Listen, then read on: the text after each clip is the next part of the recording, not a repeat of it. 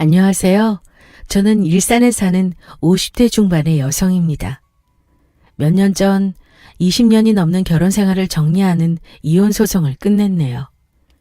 살면서 힘든 일이 있어도 아이들 때문에 참고 살았는데 날이 갈수록 심해지는 남편의 이기적인 행동들에 도저히 안 되겠더라고요.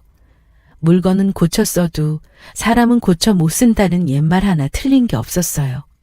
남편에게 정 떨어져서 이혼한 제 이야기 들어봐 주실래요? 저는 어렸을 때부터 특별하게 잘하는 게 있거나 눈에 띄는 아이는 아니었어요. 그리고 무언가 하고 싶은 꿈이 있지도 않았고요. 4년제 대학을 나와서 취업 준비를 하는데 서류는 통과해도 면접에서 매번 떨어지더라고요. 부모님은 제가 시리에 빠지자 아버지 사무소에서 일을 해보는 게 어떻겠냐고 하시더군요. 다른 집 자식들은 부모 사무실 일을 많이 돕는다고요. 그래서 아버지가 운영하시는 세무사 사무소에서 사무보조 같은 일을 하게 됐습니다. 지금 생각해도 제 인생에서 가장 큰 복이라면 능력 있는 부모님 밑에서 자란 거라 단언할 수 있을 정도죠. 28살에 친한 친구가 자기 결혼할 남자를 소개시켜준다고 나오라는 자리에서 남편을 처음 만났습니다. 남편도 신부 소개시켜준다고 나오라고 해서 나왔었나 보더군요. 본의 아니게 첫 만남에 2대2 더블 데이트를 하게 된 셈이죠. 나중에 친구 얘기를 들어보니 저희 둘을 이어주려고 친구 부부가 작정한 자리였더라고요. 여기는 제 친구 남현수고 이쪽은 남편 친구 최우주 씨. 이렇게 만난 것도 인연인데 서로 인사해요. 둘 다 마침 솔로기도 하고 오늘 만나는데 더블 데이트 어때요?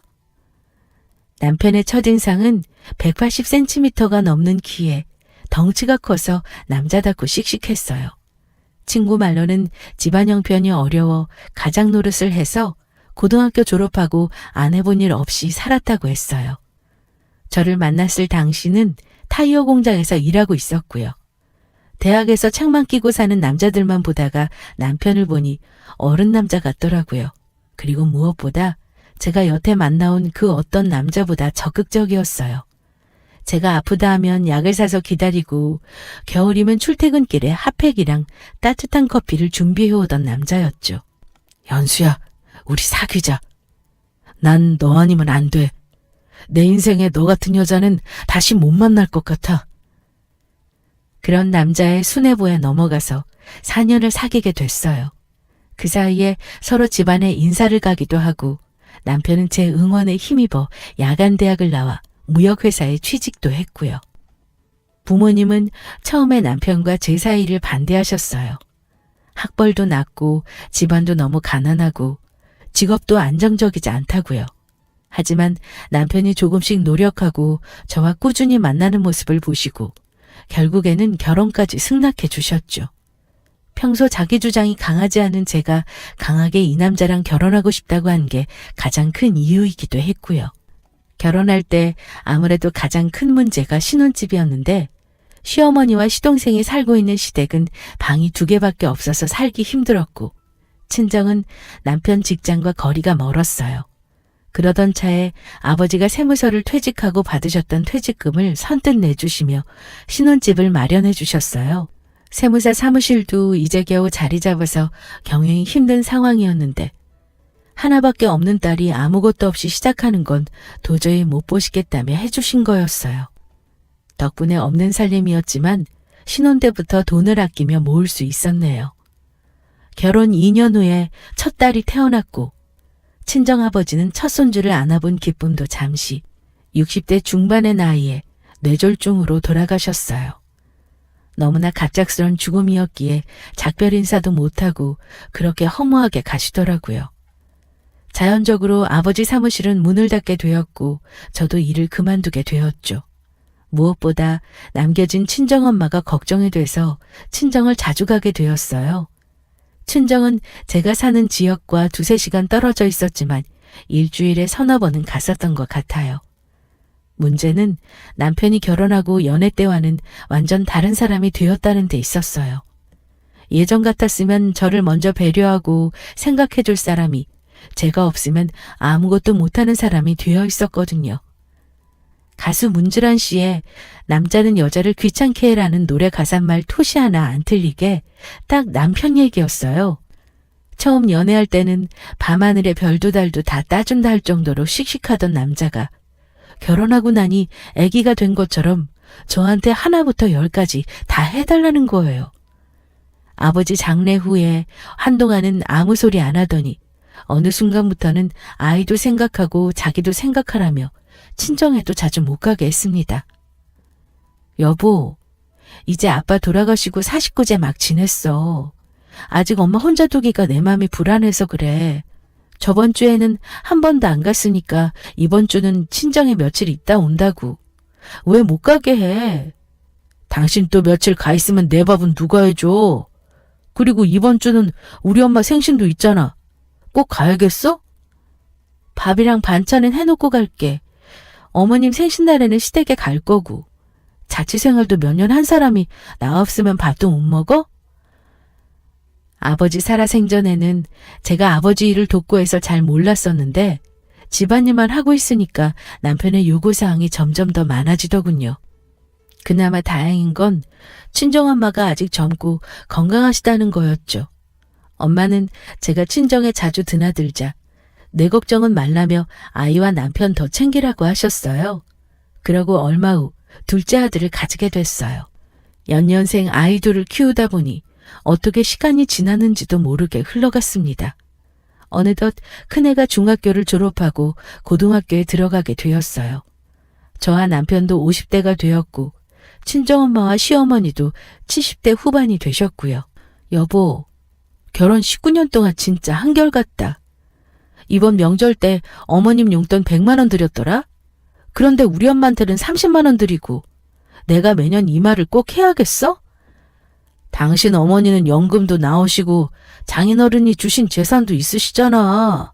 우리 집은 그런 게 어딨어? 차등을 둘 수밖에 없지. 그럼 차라리 나몰이게 더 드리면 안 돼? 왜 매번 내가 알게 더 드리냐고. 어차피 당신 친정에 더 드릴 거 알고 있어. 그럼 된 거 아니야?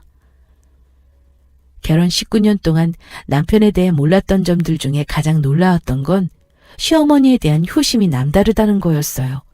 무슨 일만 있으면 우리 엄마가 최우선인 사람이었죠. 천만 다행이게도 시어머니가 합가하기 싫고 혼자 편하게 살겠다고 하셔서 따로 살았지. 아니었으면 꼼짝없이 시어머니와 살았을 거예요. 하루는 무화과가 맛있어 보이길래 친정엄마가 생각이 나서 가져다 드리러 갔습니다. 아빠가 돌아가시고 엄마는 지난 16년 동안 취미생활도 활발히 하시고 친구들과 모임이나 여행도 많이 다니시며 바쁘고 활기차게 보내셨어요. 저도 그 덕분에 많은 걱정을 덜고 살았죠. 하지만 최근 나이가 들어서인지 기력이 많이 약해지셨더라고요. 마음이 많이 쓰이는 시기였습니다. 엄마, 저 왔어요. 왔니? 어서 오렴. 밥은 먹었어? 응, 먹고 왔어요. 오늘따라 안색이 파리한데 어디 안 좋아요? 그냥 요즘 손발이 저리 타고 뻣뻣하긴 해. 침 맞으러 가야겠네, 우리 엄마. 엄마 좋아하시는 무화과 사왔어요. 무화과? 맛있겠구나. 아, 엄마! 무화과를 건네봤던 엄마가 갑자기 팔을 덜덜 떠시는 겁니다. 너무 깜짝 놀라 팔을 어루만지는데 엄마 말로는 팔다리가 떨리면서 뻣뻣해지는 증상이 최근 1, 2년 사이에 자주 있었다고 했어요. 아무리 봐도 예사롭지 않아서 근처 한의원을 모시고 갔습니다. 환자분 한쪽 팔만 그러세요? 아니면 양쪽 모두 떨리고 뻣뻣해지시나요? 양쪽 팔다리 다 그런 것 같아요. 보호자분, 아무래도 큰 병원에 가셔서 정밀검사를 받아보세요. 증세만으로 정확한 진단을 내리기는 어렵지만 뇌질환이나 퇴행성 질환으로 볼 수 있을 것 같습니다. 저희 병원에서도 나이 드신 환자분들 중에 비슷한 증상인 분들이 많으셨거든요. 그 길로 그쪽 분야에서 유명하다는 대학병원 전문의를 소개받고 진료 예약을 했습니다. 마침 취소된 예약이 있어서 한 달 안에 진료가 가능하더라고요. 검사 결과 엄마는 파킨슨병을 진단받으셨어요. 치매와 더불어 신경퇴행성 질환의 대표적인 병으로 65세 이상 노인들에게 주로 나타난다고 했습니다. 점점 팔다리가 굳고 거동이 불편해지면서 시간이 지날수록 증상도 심해지고 관리가 까다롭다고 했어요. 심각할 때는 혀까지 굳을 수 있다고요.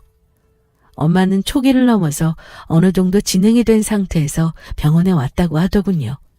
지금 보기에는 멀쩡해 보여도 재활치료나 약물치료를 하지 않으면 일상생활이 불가능할 정도로 급속도로 병이 진행된다고 했습니다. 치매가 같이 올 확률도 보통 사람보다 40%나 높고요. 엄마와 저는 충격적인 소식에 함께 엉엉 울었습니다. 엄마는 명이 닿을 때까지 내 육신 내 맘대로 운신하다가 편하게 죽고 싶었다며 이게 무슨 일이냐며 서럽게 우셨어요. 두 눈이 퉁퉁 붓도록 울고 나서 앞으로 어떻게 해야 할지 상의를 했습니다. 엄마는 외할머니가 돌아가시기 전에 치매기가 있으셨던 걸 기억하고 평소에 요양보험을 들어놓으셨다고 했어요. 치매나 몸을 스스로 활동할 수 없을 때 간병 자금이나 실손 보상 형태로 받을 수 있다고 했습니다. 혹시나 몰라서 젊었을 때부터 장기적으로 보험금을 납부하신 상태라고요. 무엇보다 자식이라고는 저 하나인데 제가 엄마를 모시는 게 맞다는 생각이 들었어요.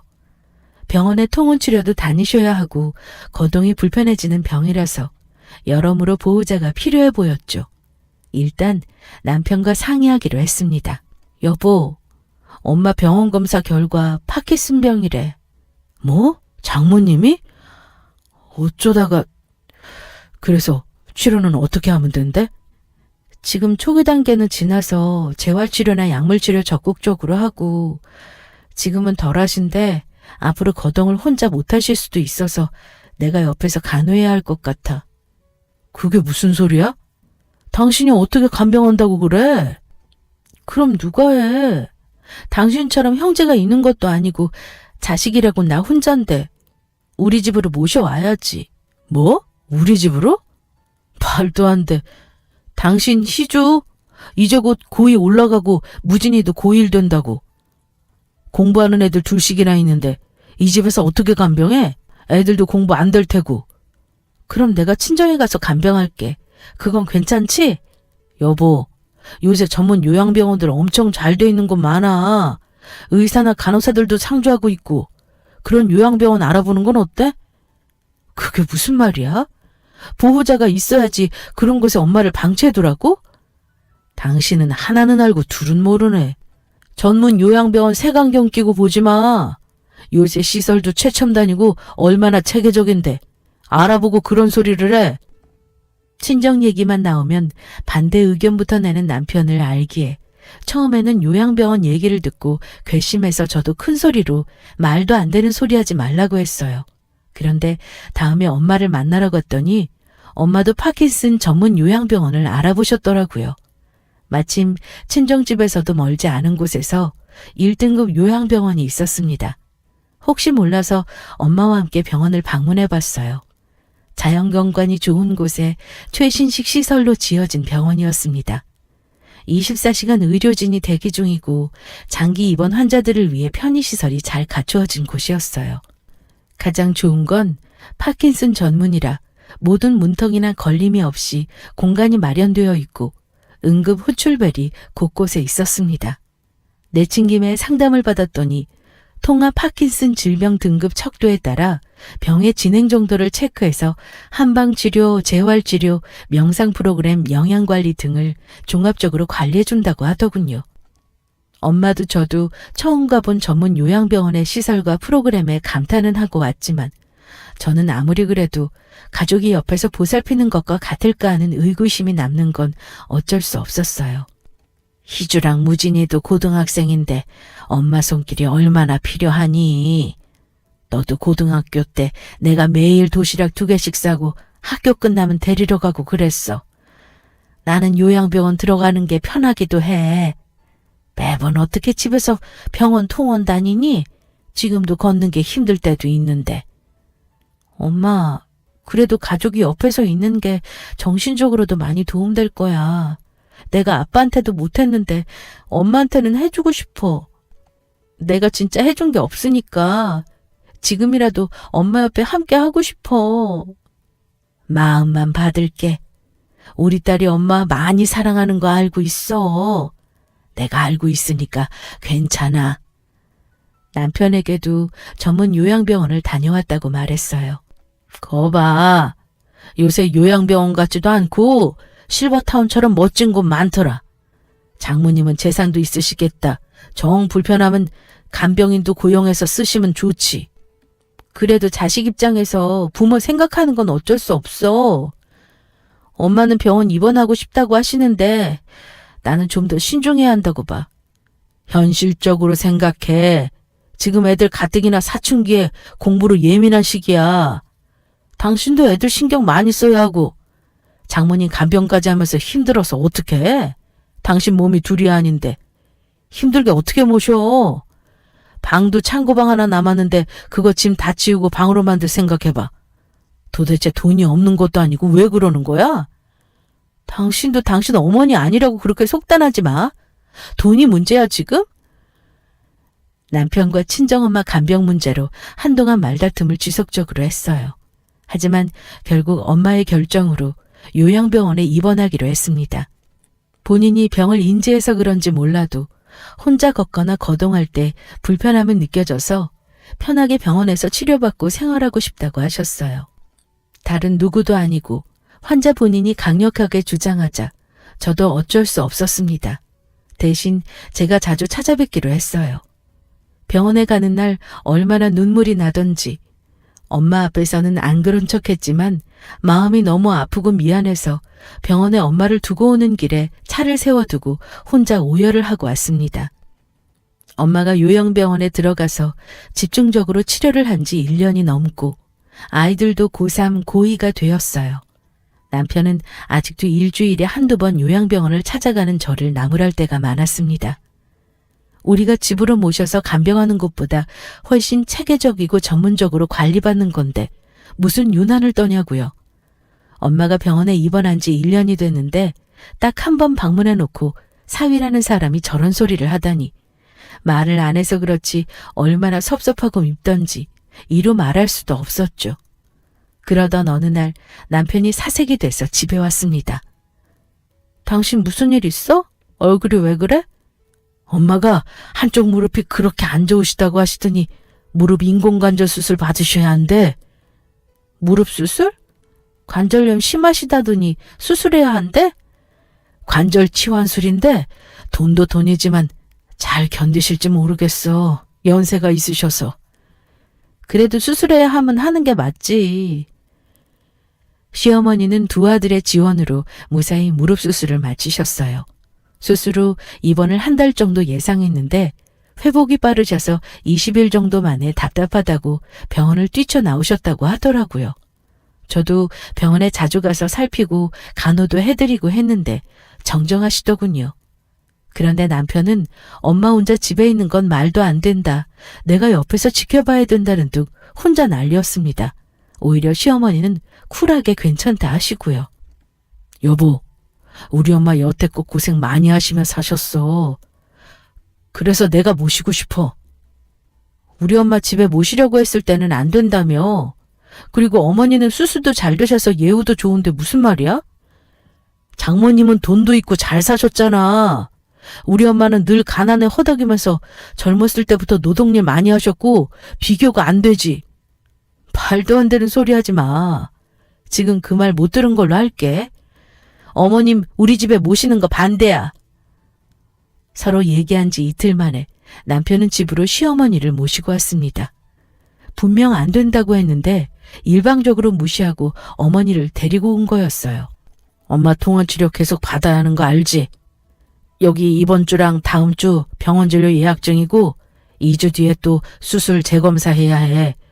당신이 이 시간 보고 엄마랑 병원 다녀오면 되고. 지금 이게 무슨 짓이야? 왜 나랑 상의도 안 하고 어머님 집으로 데려왔어? 엊그제 얘기했잖아. 난 엄마 모실 거라고. 내가 안 된다고 했잖아.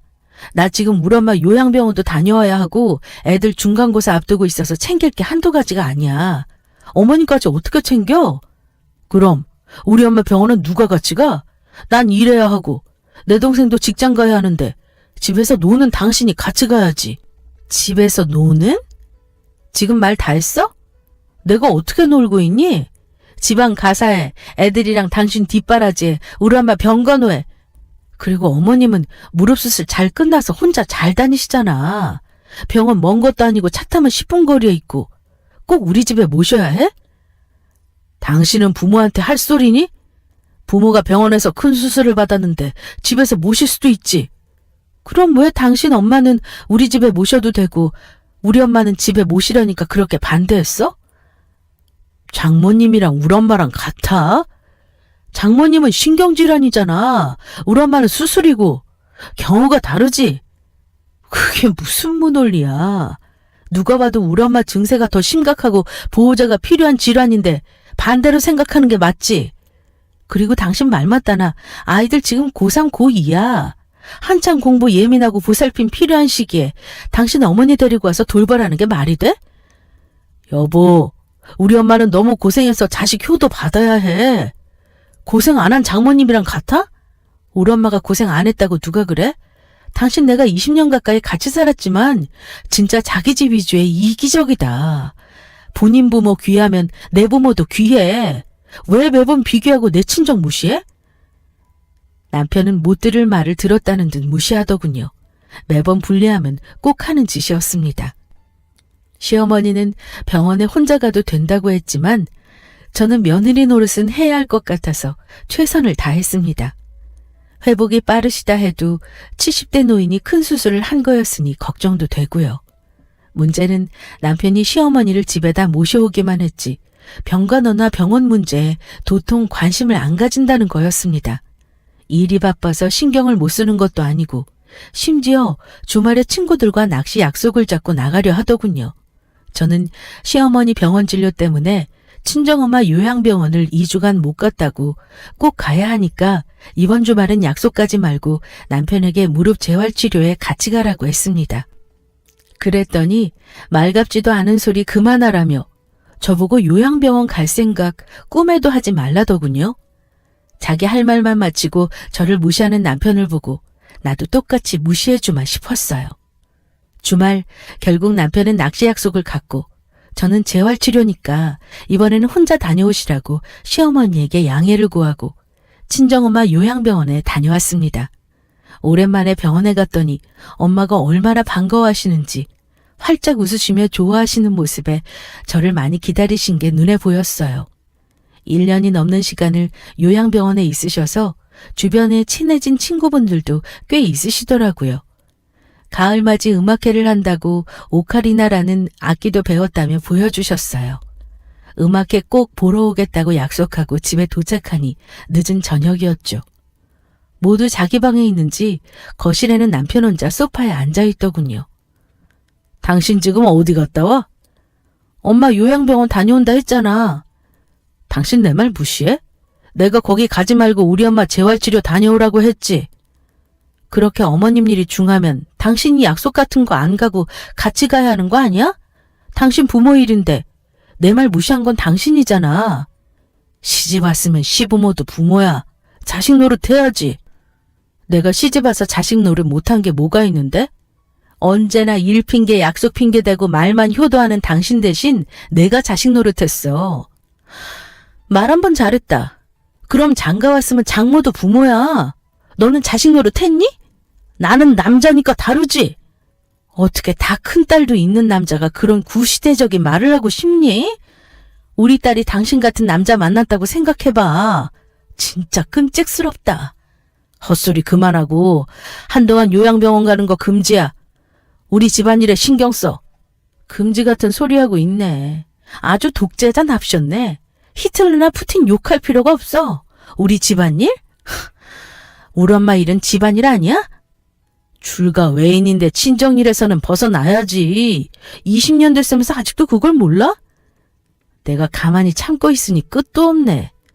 당신이 말하는 집안일도 아닌 그 친정 도움 덕분에 우리가 여기까지 온 거야.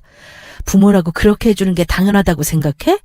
어떻게 그런 은혜를 감사할 줄 몰라? 내가 언제 결혼할 때 집 해달라고 했어? 장인 어른이랑 장모님도 그러는 거 아니야. 당신이 잘나면 얼마나 잘났다고 내 딸보다 학력도 별로고 재산도 없다고 부족하다고 그럴 수가 있어? 누가 가난하고 싶어서 가난하나? 결혼 전부터 내가 그런 소리 듣는 게 얼마나 비참했는 줄 알아? 집 하나 해줬다고 얼마나 생색은. 누가 보면 한 재산 해준 줄 알겠네. 당신 지금 선 넘었어. 그럼 그 생색 낸 집에서 당장 나가. 짐 싸줄 테니까. 내가 왜? 네가 나가. 오늘도 그래. 우리 엄마 버리고 너네 엄마만 홀랑 챙기고. 당신 진짜 나쁜 년이야. 알고 있어? 난 내 부모한테 자식 노릇하러 간 거지만 넌 너희 엄마 버리고 놀러 갔잖아. 네가 더 못돼 먹은 놈이지. 누구 보고 나쁜 년이래? 어머니 모시고 나가. 그리고 이혼 준비하는 게 좋을 거야. 누구 맘대로 이혼이야? 둘이서 큰 소리로 싸우는 소리를 들었는지 아이들 둘이 2층에서 내려와 저희 부부를 빤히 바라보고 있었어요. 시어머니도 잠에서 깨셔서 들었는지 내가 오래 살아서 별꼴을 다 본다며 남편에게 짐 챙겨서 집으로 간다 하시고요. 남편은 자식들이랑 시어머니 얼굴 보기 민망했는지 얼굴이 시뻘개져서 집을 나갔어요. 평소 같았으면 모두에게 사과하고 마무리를 지으려 했겠지만 남편이 친정 부모님 고마움도 모르고 도리어 20년간 열등감을 가지고 찌질하게 굴었다고 생각하니 분노가 올라왔어요. 여태껏 친정 얘기를 하면 뭐든 반대만 하고 챙기지도 않던 행동들이 이제야 이해가 가더군요. 원래 이기적인 인간인 걸 알았지만 도저히 못 참겠다 싶었죠. 저와 대판 싸우고 나서 다음날 남편과 시어머니는 짐을 싸서 시댁으로 갔어요. 일부러 들으라는 듯이 문을 쾅쾅 닫고 유난을 떨며 짐을 옮기는 모습이 유치하게만 보였습니다. 그렇게 남편이 집을 나간 지 닷새가 지났을 무렵 딸이랑 아들이 집안 물품이랑 냉장고 반찬을 챙겨나가는 걸 봤어요. 희주 무진이 물건 내려놓고 이리 와. 어디 가는 거야? 아빠가 가져오라고. 야, 비밀로 하기로 했잖아. 보아하니 남편이 덜 가져간 자기 물건이랑 집 반찬을 들고 오라고 한 것 같았어요. 남편은 입맛이 까다로워서 밖에 나가서도 음식을 잘 안 먹는 사람이었거든요. 아이들도 19살, 18살 성인에 가까운 나이였고 오해한 채로 있는 건 아닌 것 같아서 상황 설명을 해줬습니다. 아이들도 이해는 했는지 그 뒤로는 심부름을 하지 않더군요. 그러다 하루는 아들이 남편을 만나고 와서 말하기를 엄마, 아빠가 엄마 반성하는 것 같냐고 물어보는데 뭐라고 답해야 해? 뭐라고 반성? 내가 언제 다시 집에 올 거냐고 물었더니 엄마가 자기한테 사과할 때까지 안 들어올 거래. 기가 막혀서. 아들, 넌 나중에 와이프랑 싸워도 중간에 자식한테 이것저것 시키고 물어보고 그런 거 하지 마. 찌질해 보이니까? 알겠지?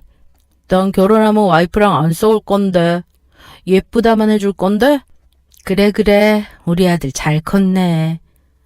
내가 봐도 아빠는 좀 아닌 것 같아. 나도 집 가출은 안 하는데. 누나는 아빠 연락 오면 안 받는다고 했어. 아이들은 아마도 남편이 저와 싸우고 삐져서 가출을 했다고 생각하는 모양이었어요. 아무리 그래도 다 큰 어른이 제가 혹시나 잘못했다고 빌고 들어오라고 할 거라 기대를 하다니요. 남편이 김칫국을 혼자 다 마시는 모습을 보니 더더욱 용서해줄 마음이 사라지는 기분이더군요. 끝까지 나는 잘못한 거 없고 너가 틀렸다 소리치는 것 같았어요. 아이들 시험 기간도 있었고 남편과 싸우고 하면서 2주 만에 요양병원을 찾았습니다. 친정엄마는 새로 처방받은 약이 안 맞아서인지 얼굴이 반쪽이 되어 있었어요. 행동 능력도 많이 저하가 돼서 몸을 못 가누시고 비틀거리시더라고요. 걸음걸이 보폭도 좁아져서 혼자 움직이는 게 어려워 보이기도 했어요. 짧은 시간 만에 생각보다 병이 많이 진전된 모습을 보니 이러다 진짜 엄마가 돌아가시면 어떡하나 덜컥 겁이 났어요. 시집가서 남편 반대와 살기 바쁘다는 핑계로 한 번도 제대로 된 자식 노릇을 해본 적이 없다는 마음이 드니 정말 미안하더라고요. 도저히 더는 안 되겠다 싶어 엄마를 모시고 집으로 왔어요. 처음에는 병원에 계속 계시겠다고 하는 걸 제가 돌보게 해달라 눈물로 호소하니 어렵게 함께 가자 하시더군요. 아이들도 1년 넘게 외할머니를 못 보다가 오랜만에 보니 병세가 심각해 보였나 봐요. 진짜 엄마 말대로 외할머니가 할머니보다 더 심각하게 아파 보인다고 했어요. 그래서 아이들에게도 외할머니가 앞으로 우리와 함께 지낼 거라고, 너희도 할머니 거동 불편한 거 보면 꼭 돕거나 저를 불러야 한다고 일렀죠. 집에 있어야 할 남편이 몇 주 동안 안 보이자 엄마는 왜 최서방이 보이질 않냐 물으셨어요.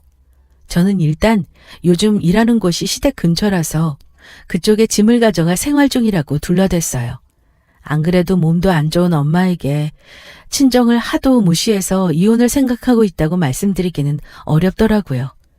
아이들을 보니 막상 이혼을 하는 게 마음에 걸리기도 해서 남편과의 관계는 한 번 더 생각해 봐야겠다 싶었죠. 엄마가 저희 집에 오셔서 함께 지낸 지 2달 정도가 되었습니다. 가족들이 옆에 있고 통원 치료를 꾸준히 하는 게 확실히 효과가 더 있어 보였어요. 병원에서도 입원해 있을 때보다 경과가 더 좋다 하고요. 특히 손주들 애교에 제가 옆에 있으니 마음이 즐겁고 편안하다 하시더군요.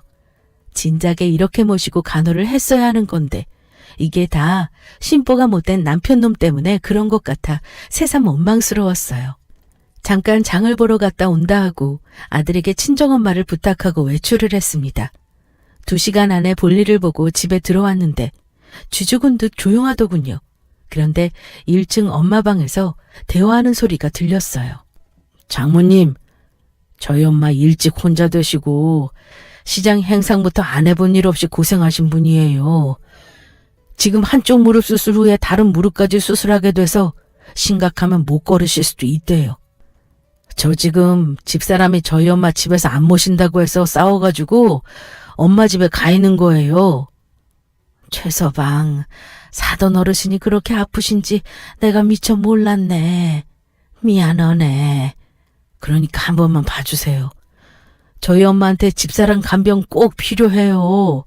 장모님이 여기 계실 게 아니라 저희 엄마가 여기 있어야 한다고요. 몰랐어. 그랬구만. 미안하네. 내가 여기 있어서 민폐였구만. 장모님도 원래 있던 요양병원이 더 편하시죠? 여기는 갑갑하고요. 자연경관에 좋은 의료진 있는데 계속 계시는 게 치료에 훨씬 좋으실 거예요. 희주애미 오면 이 집 갑갑하다고 다시 요양병원으로 가겠다고 한 말씀만 해주세요. 네? 제가 방에 들어온지도 모르고 친정엄마에게 말도 안 되는 궤변을 늘어놓으며 사정사정하는 남편을 보니 천년의 정도 있다가 사라질 판이었어요. 시어머니가 많이 안 좋다는 말에 놀라셨는지 엄마는 창백한 얼굴로 어쩔 줄 몰라 하셨어요. 엄마가 얼굴이 안 좋아 보이던 말던 자기 할 말만 하면서 조정하려는 최악의 쓰레기를 이때까지 남편으로 생각하고 살았다니 20년간의 결혼 생활이 허송세월같이 느껴졌습니다. 엄마, 이 사람 얘기 더 이상 들을 필요 없어요. 제가 다시 말씀드릴 테니 편하게 쉬고 계세요. 놀라실 이유 전혀 없으니까. 남편은 제가 갑자기 뒤에서 불쑥 나와 말을 하자 혼비백산하는 모습이었는데 저는 아랑곳하지 않고 엄마 손을 토닥이며 안심시키고 남편을 끌고 방을 나왔어요. 주거침입자 아냐? 난 우리 이혼 준비하고 있다고 생각했는데 내 집에는 웬일이야? 우리 엄마한테는 무슨 소설 같은 얘기를 꾸며대서 하는 거야. 안 그래도 심신안정이 제 일인데 환자 앞에서 무슨 짓이냐고? 내가 내 집인데 왜 못 와? 볼 일 있어서 왔다 왜? 소설? 너는 네 남편이나 시어머니가 어떻게 지내는지도 안 궁금하지? 저 혼자 잘 지내면 다 끝이지? 내가 왜 남의 일을 신경 써야 해? 이제 내 집안일 아닌데 굳이 알 필요 있나? 뭐? 남일? 안 본 사이에 아주 기고만장해졌네. 말 가려해. 누가 누구한테 화를 내는 거야? 지금 아픈 우리 엄마한테 반 협박하듯이 이 집에서 나가라고 한 짓 가스라이팅이야. 요새 그거 심각한 범죄인 거 알긴 아니? 그래 워낙 뉴스나 글을 안 읽으니까 무식해서 그런 사회 이슈를 알기나 하겠어? 이게 서방아기를 이렇게 우습게 알고 진짜 한 주먹거리도 안 되는 게. 남편이 저를 위협하며 나서자 아들이 나타나서 제재해줬습니다. 엄마 괜찮아? 아빠 무슨 짓이야 엄마한테. 너희 엄마가 선을 넘어서 말이지. 그래도 남자가 여자를 때리려고 하면 돼? 아빠 진짜 실망이다. 찌질함에 극치네. 너 이 녀석, 아빠한테 말버릇이 그게 뭐야? 엄마랑 같이 있더니 그새 안 좋은 것만 배워가지고 애들이 이렇게 된 것도 다 당신 때문이야. 나 혼자 애들 키웠니? 이상한 소리 하지 말고 당장 내 집에서 나가. 당신 아까 얘기 들었으면 알겠네. 우리 엄마 다른 한쪽 무릎 수술 하게 됐어. 그러니까 우리 엄마 간병 준비해. 시집와서 당신이 한 게 뭐가 있어?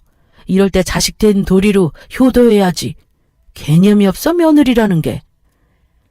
그 말을 듣는데 친정엄마에게 이 집을 나가달라 하던 모습이 겹치며 분노가 폭발해서 이성을 차릴 수 없었어요. 당신이 아무리 이기적으로 굴어도 나는 우리 자식들 아빠니까 참고 넘어가려 했어. 내가 당신 가족 맞았어? 아니 파출부나 간병이냐? 어쩜 끝까지 너밖에 모르니. 어떻게 날 끝까지 부려먹으려고 해? 대한민국에 시집온 며느리들 중에 당신만 그러고 살아?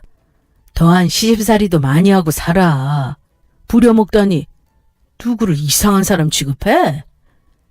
내가 20년 시집와서 어디 마편하게 명절 때 친정을 가봤니? 자식 노릇을 해봤니? 매번 시댁일에 시댁 식구들 대소사 다 챙겨가며 친정일은 항상 뒷전이었어. 우리 엄마 이제 언제 돌아가실지도 모르는 상황이라 내가 마지막으로 자식 노릇 하겠다는데 당신은 끝까지 본인 엄마만 중요하지? 당신이 아주 대단한 효자라 100번 양보한다 쳐. 20년간 말로만 효도한다고 소리쳤지. 당신이나 도련님이나 진짜 시어머님한테 자식 노릇은 했니? 병원비 좀 내고 용돈 드리는 거?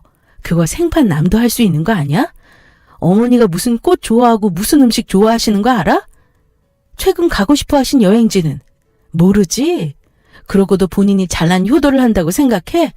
어머니랑 대화라고는 5분도 버거워하면서? 결국 당신은 자신이 효도하는 게 아니라 누군가가 대신해 주길 바란 거야. 그게 제일 만만한 나였고. 말도 안 되는 소리 그만해. 네 효도는 네가 하란 말이야. 나한테 하라고 강요하지 마. 시집 와서부터 파출부 간병인 취급한 이기적인 너 따위와 더 이상 부부 안 해. 아니 못해. 네 엄마만 엄마냐고. 이혼하고 각자 모셔. 누가 이혼한다는 거야? 내 사전에 이혼은 절대 없어. 저는 이를 악물고 남편과 실랑이를 벌였습니다. 언제 집에 왔는지 야자를 마치고 돌아온 딸까지 아들과 함께 옆에서 말렸지만 180이 넘는 거구의 남편이 저를 자꾸 흔들며 밀치자 아무도 말릴 수 없었어요. 결국 저는 남편 때문에 넘어지며 왼쪽 손목이 부러졌습니다. 엄마, 어떡해. 아빠 도대체 무섭게 왜 이러는 거야? 남편은 화가 안 풀렸는지 쿵쿵거리며 집을 나갔고 그게 이혼 소송으로 만나기까지 마지막 모습이었습니다. 제가 배우자 폭행죄로 접근 금지 명령을 신청했었거든요. 아이들도 그날 사건의 심각성을 몸소 느끼고 그 뒤로 아빠를 피하는 눈치였고요.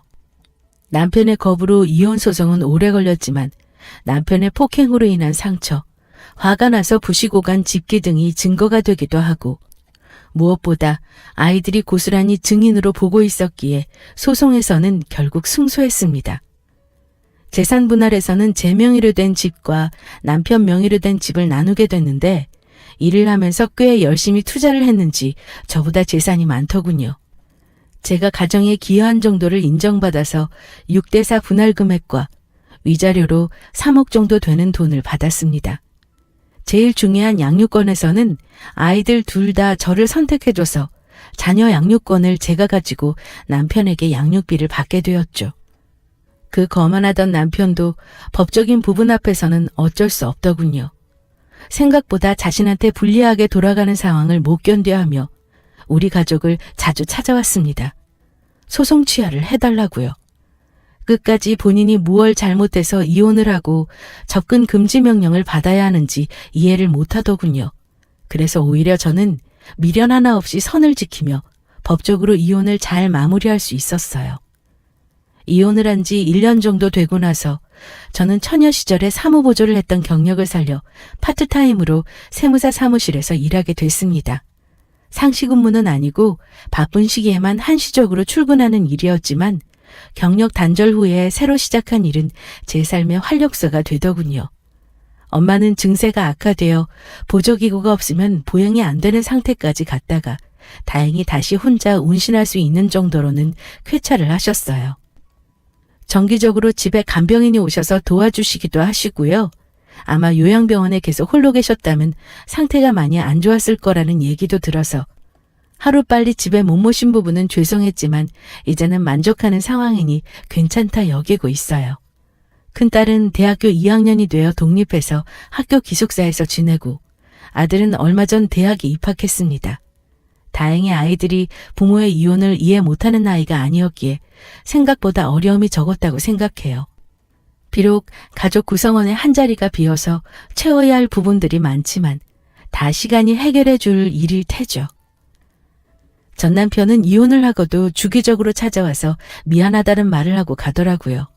얘기를 들어보니 시어머니는 한쪽 무릎 수술이 잘 되지 않아서 재수술도 여러 차례 받고 지금은 이동할 때 휠체어를 타고 다니신다고 해요.